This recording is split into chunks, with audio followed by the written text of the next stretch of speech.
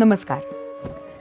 क्या गणेश जी की स्थापना और पूजा में स्त्रियों का, कुमारिकाओं का और विधवाओं द्वारा की जा सकती है? वैदिक काल में महिलाओं को आदर पूर्वक शिक्षा दी जाती थी। वैदिक साहित्य में ऋषिकाओं द्वारा रचे हुए सूक्त हमें दिखाई देते हैं।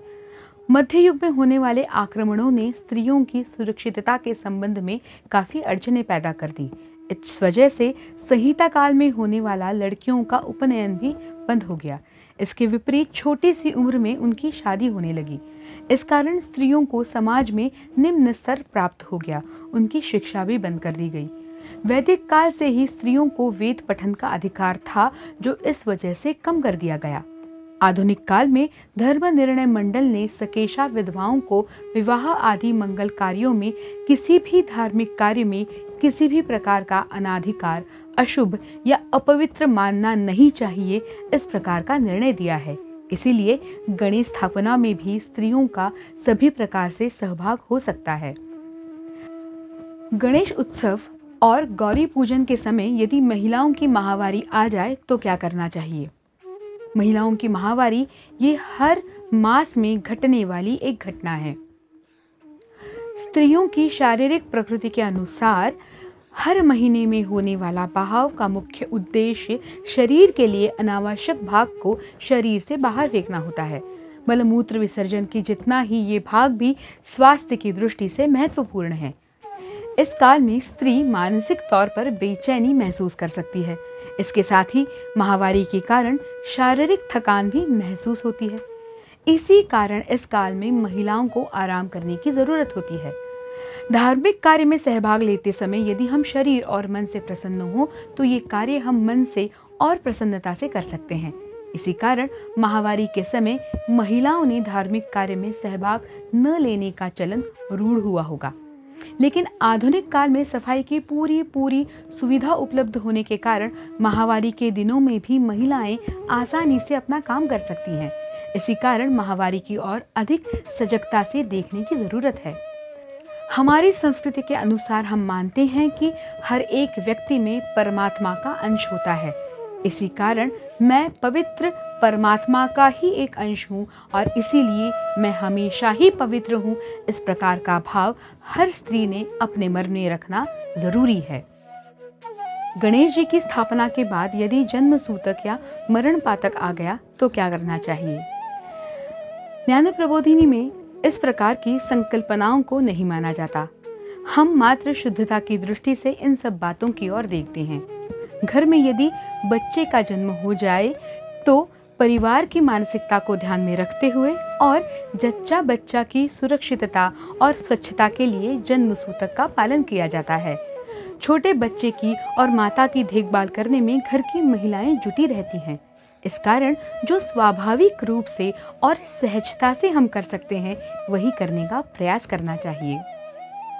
किसी की मृत्यु के बाद परिवार में शोक का वातावरण होता है।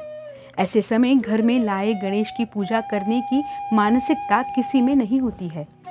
ऐसे समय यदि हो सके तो पूजा करने में कोई हर्ज नहीं होता, पर ऐसा करना परिवार को योग्य न लगता हो या अच्छा न लगता हो तो मूर्ति को उसी प्रकार से रख देना चाहिए।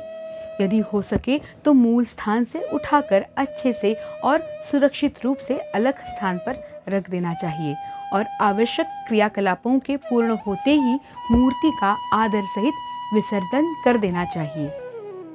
घर में यदि किसी का निधन हो गया और घर में सूतक हो तो उस समय परिवार के सदस्यों के मन की स्थिति प्रसन्न नहीं होती। ऐसे समय में घर पर मूर्ति की स्थापना करना उचित नहीं होगा। लेकिन यदि सूतक समाप्त हो गया हो तो मूर्ति लाकर परिवार की प्रथा के अनुसार स्थापित की जा सकती है। इससे घर में फिर से उमंग भर सकती है। घर घर में होने वाली गणेश जी की स्थापना या प्राण प्रतिष्ठा एक प्रकार का व्रत ही होता है। सारे परिवार का आनंद उसमें समाया हुआ होता है। घर में गर्भवती महिला हो तो गणेश मूर्ति का विसर्जन करना उचित है। घर में जब गर्भवती होती है तो उसमें ईश्वर का अंश ही निवास करता है। इस कारण गणेश जी के विसर्जन नहीं किया जाता। इस प्रकार की धारणा बन गई होगी। वास्तव में चेतना तो सर्वत्र होती है। जिस जमाने में स्वास्थ्य की अच्छी सुविधाएं उपलब्ध नहीं थी, उस काल में गर्भपात या अन्य बीमारियों से गर्भवती स्त्री को बचाया जाना तुलना में कठिन होता होगा। इसी कारण गणेश विसर्जन का संबंध कुछ अनुचित घटनाओं के साथ जोड़ दिया गया होगा। पर घर पर लाई हुई मूर्ति से सभी का प्रेम भाव जुड़ जाता है। गर्भवती माँ का मन पहले से ही कोमल और भावनाओं से ओतप्रोत होता है। उस अवस्था में गणेश जी की मूर्ति के साथ उसका प्रेम भाव अधिक गहराई से जुड़ जाता है और इस भाव बंधन के कारण विसर्जन गर्भवती माँ के लिए अधिक भावनिक बन सकता है। शायद यही कारण है विसर्जन न होने का। फिर भी गर्भवती महिला की शारीरिक और मानसिक स्थिति अच्छी हो तो उसी साल विसर्जन कर सकते हैं।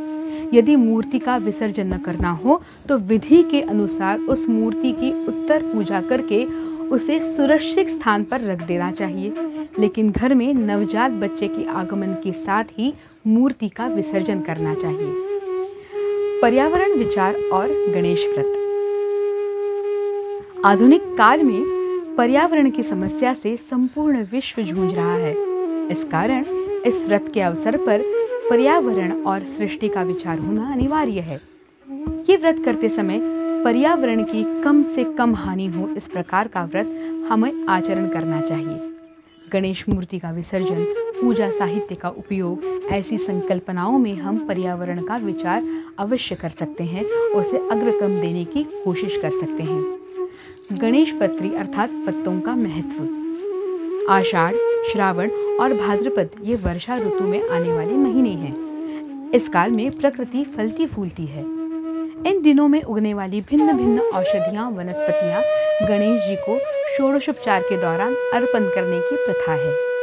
बारिश के मौसम में होने वाली संभाव्य बीमारियों के लिए इन पत्तियों के औषधि गुण काफी उपयोगी सिद्ध होते हैं। इस कारण भगवान को पत्री अर्पण करते समय उसकी और सिर्फ पूजा विधि की तौर पर न देखते हुए विविध पत्तियों के औषधि गुणों को समझना अधिक उचित होगा।